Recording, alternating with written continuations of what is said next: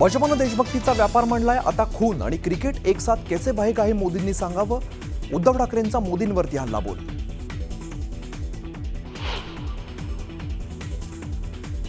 बाळासाहेबांच्या देशभक्तीवरती शंका घेणाऱ्या भाजपने अवकाटीत राहावं. पत्रकार परिषदेतून उद्धव ठाकरेंची भाजपावरती घणाघाती टीका.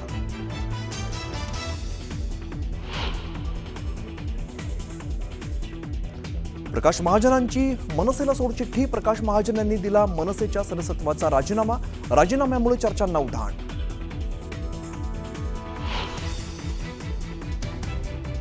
उपमुख्यमंत्री एकनाथ शिंदे नाराज नाहीत हे स्टॅम्प पेपरवरती लिहून देऊ का? शिंदेच्या नाराजीवरती अजित पवारांचं स्पष्टीकरण.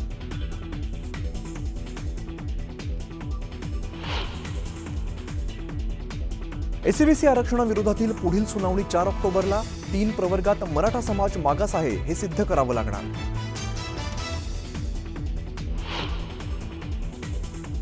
नागपुरात ओबीसी संघटना 10 ऑक्टोबरला महामोर्चा काढणार. तर मराठा आरक्षण जीआरला हायकोर्टात आव्हान देणार. ओबीसी संघटना बैठकीनंतर वडेट्टीवारांची माहिती. धाराशिवमधील बंजारा समाजाच्या पवन चव्हाणची गळफास घेत आत्महत्या. बंजारा समाजाला हैदराबाद गॅझेटप्रमाणे आरक्षण मिळावं यासाठी चिठ्ठी लिहून संपवलं जीवन. घटनांच्या मुद्द्यांवरून मुंबई हायकोर्टाचा बीएमसीला संतप्त सवाल. एकाच पावसात रस्त्यांची चाळण कशी होते? बीएमसीची कोर्टाकडून खरडपट्टी.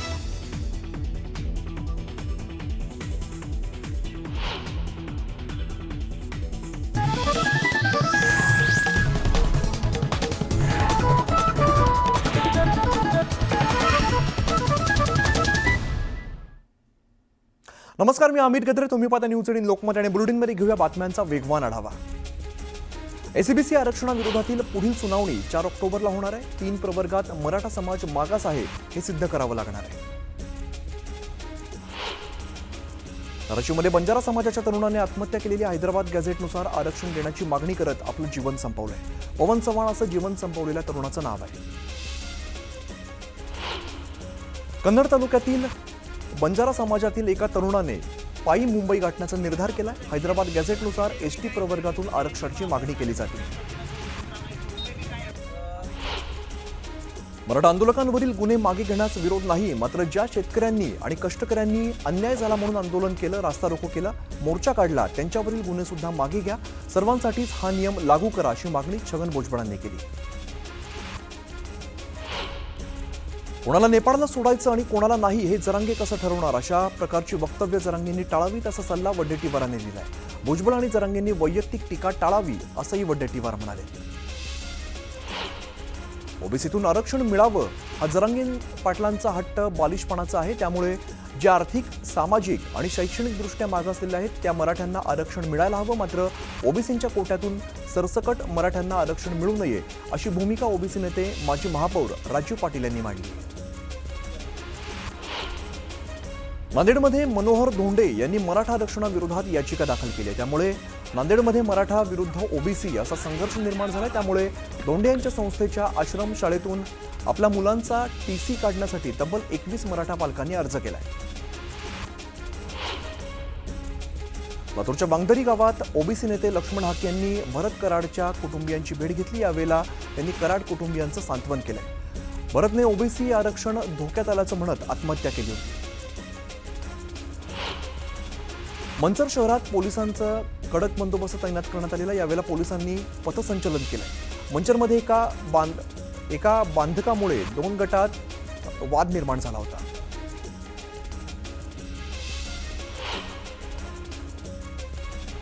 बुलढाण्याच्या शिरला नेमानेमध्ये शिक्षकाची बदली रद्द करण्यासाठी विद्यार्थ्यांनी शाळेवरती बहिष्कार घातलाय. आधीच शिक्षकांची पदं रिक्त असल्यामुळे विद्यार्थ्यांचं नुकसान होणार आहे. त्यामुळे शिक्षकांची बदली रद्द करण्याची मागणी विद्यार्थी करत आहेत. सोलापूरच्या अक्कलकोट तालुक्यामध्ये पूरस्थिती निर्माण झाली आहे. त्यामुळे विद्यार्थ्यांना याचा फटका बसलाय. शाळेचं आवार हा चिखलमय झाल्यामुळे अडचणी सहन कराव्या लागतात. तातडीने उपाययोजना करण्याची मागणी केली जाते.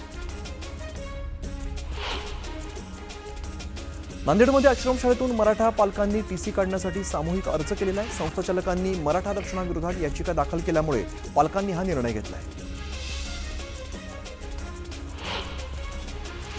नाशिकमध्ये कांद्यांच्या दरात घसरण झालेली आहे, त्यामुळे संतप्त शेतकऱ्यांनी रास्ता रोको आंदोलन केलंय। कांद्याला योग्य दर देण्याची मागणी कांदा उत्पादक शेतकऱ्यांनी केली आहे। पिंपरी चिंचवडमध्ये छत्रपती संभाजी महाराजांच्या पुतळ्याची उभारणी करण्यात येते आणि 100 फूट उंचीचा हा पुतळा उभारण्यात येतोय। दरम्यान उभारणी कामाची ड्रोन दृश्य समोर आली आहे।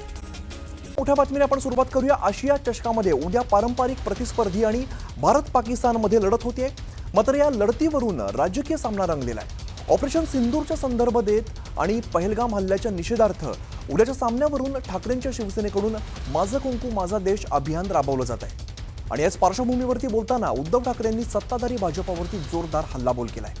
ऑपरेशन सिंदूर अजून सुद्धा सुरू आहे, तर दुसरीकडे खून और क्रिकेट एक साथ नहीं खेल सकते असं म्हणत उद्धव ठाकरेंनी टीकास्त्र सोडलंय।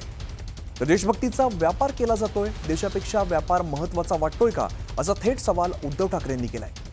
तर जावेद मियादाद आणि बाळासाहेब ठाकरेंच्या भेटीचा मुद्दा उपस्थित करून ठाकरेंची कोंडी करू पाहणाऱ्या नेत्यांनाही उद्धव ठाकरेंनी सडेतोड उत्तर दिलंय।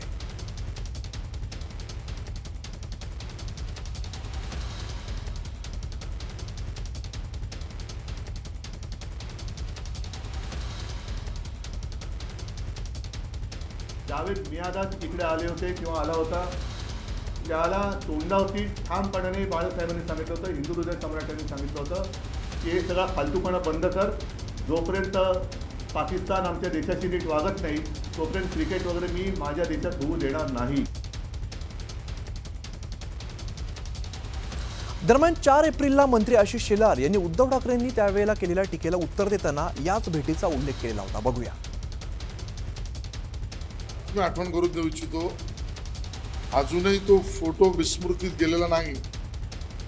कोणाच्या घरी जावेद मियादाद बिर्याणी खायला आला होता, तो फोटो अजून विस्मृतीत गेलेला नाही। जावेद मियादादचे तुमचे संबंध काय हे प्रश्न मी विचारणार नाही। बाला साहब की देशभक्ति पर आशंका नहीं रहे, सवाल उठा रहे, इतनी उनकी औकात है, इतनी उनकी औकात है क्या बाला साहब की देशभक्ति पर आरोप लगाने की इतनी औकात है भाजपा की? पहले आप वो, मैं तो कहता हूँ औकात में रहे। शब्द मैं सोच समझकर जानबूझकर यूज़ कर रहा हूँ कि मैं सारे लोगों को कहता हूँ जो कि भाजपा के अंधभक्त है और वो अगर बाला साहब की देशभक्ति पर कुछ आशंका जता रहे तो वो औकात में रहे। दरम्यान याच मुद्द्यावरून मंत्री नितेश राणेंनी ठाकरेंच्या टीकेला जोरदार समाचार घेतलाय। हरे झंडे फड़काए गए, हरा गुलाल उड़ाया गया, सर तन से जुदा जैसे नारे यही उद्धव ठाकरे के सांसद के लोग दे रहे थे, तभी इनको पाकिस्तान के ऊपर अपना गुस्सा समझा नहीं। अभी इसको भारत के ऊपर बहुत प्यार आ रहा है। यही उद्धव ठाकरे के महाविकास आघाड़ी के सरकार के वक्त अगर वो सरकार 5 साल टिकती ना, तो यही उद्धव ठाकरे ने मालवनी के जो आमदार है असलम शेख, उनको राज्य का उप मुख्यमंत्री बनाने का शब्द दिया था। देशभक्तीची थट्टाच नाही केली तर व्यापार चालवलाय अशी टीका उद्धव ठाकरेंनी भाजपावर केली आहे। तुम्हाला सगळ्यांना कल्पना आहे की ऑपरेशन सिंदूर केल्यानंतर जगभरामध्ये आपल्या पंतप्रधानांनी सर्व पक्षीय शिष्टमंडळ पाठवली होती। त्याच्यासाठी तर आमची लढाई आतंकवादाच्या विरुद्ध आहे आणि आमच्या देशात आतंकवाद पाकिस्तान फैलवतो आहे। आता नेमकं मोदीजींचं काय म्हणणं आहे? मला असं वाटतं की ही देशभक्तीची थट्टा आहे, नुसती थट्टाच नाही तर देशभक्तीचा हा व्यापार चाललेला आहे। देशभक्तीचा व्यापार, यांना व्यापारापुढे देशाची सुद्धा आता काही किंमत राहिलेली नाही। देशभक्तीच्या मुद्द्यावरून नितेश राणेंनी जोरदार प्रहार केलाय। और मोदी जी को और हमारे भारतीय जनता पक्ष के हमारे अमित शाह जी को और राजनाथ सिंह जी को ना इनकी सर्टिफिकेट की जरूरत नहीं है। ये जिहाद हृदय सम्राट है, ये उद्धव खान, ये क्या बोलेगा मेरे को? दरवेळेला हिंदुस्थान पाकिस्तानची मॅच म्हटल्यानंतर काही मिनिटांमध्ये तिकीट विक्री हाऊसफुल व्हायची आणि आजपर्यंतची जी बातमी आहे की अजूनही म्हणावा तसा प्रतिसाद या मॅचला मिळालेला नाही। मग मला मोदींना प्रश्न विचारायचा आहे की तुमचे सगळे आंडूपांडू लोक आजूबाजूला बसलेत, म्हणजे अगदी BCCIचे जय शहा सुद्धा जर नीरज चोप्राला तुम्ही देशद्रोही म्हणणार असाल तर उद्या जयशाह तिकडे गेल्यानंतर जयशाह सुद्धा देशद्रोही आहे का याचं उत्तर आम्हाला पाहिजे. तर भारत पाक क्रिकेट सामना पाहण्यावरून उद्धव ठाकरेंनी केलेल्या टीकेला नितेश राणेंनी जोरदार प्रत्युत्तर दिलंय. अरे यही आदित्य ठाकरे छुप के भारत पाकिस्तान का मैच देखेगा बुरखा पहन के, और उसका फायदा ऐसा है आवाज भी हेल्प कर देगा उसको. मैं औरत हूँ, हो गया ना खत्म. बुरखा पहनेगा, ऐसा आवाज आएगा, कौन बोलेगा वो आदित्य ठाकरे. चलो मैडम बैठो, हो गया काम. पाकिस्तान जिंदाबाद. अरे यही आदित्य ठाकरे छुप के भारत पाकिस्तान का मैच देखेगा बुरखा पहन के, और उसका फायदा ऐसा है आवाज भी हेल्प कर देगा उसको. मैं औरत हूँ, हो गया ना खत्म. बुरखा पहनेगा, ऐसा आवाज आएगा, कौन बोलेगा वो आदित्य ठाकरे. चलो मैडम बैठो, हो गया काम. पाकिस्तान जिंदाबाद. दरम्यान उद्धव ठाकरेंच्या सुरात सूर मिसळत पाकिस्तानसोबत क्रिकेट खेळू नये असं मत माजी क्रिकेटपटू आणि भाजप नेता केदार जाधव यांनी सुद्धा म्हटलेलं आहे. मैंने तो पहले ही बोल दिया है कि मेरे हिसाब से तो नहीं खेलना चाहिए, बट अभी पता नहीं मुझे क्या होगा. कल मैच है, बट मैंने ऑलरेडी क्लियर किया था कि इंडिया ने नहीं खेलना चाहिए. दरम्यान या संदर्भात वाद निर्माण झालेला असताना केंद्रीय क्रीडा मंत्री अनुराग ठाकूर काय म्हणालेत आपण बघूया.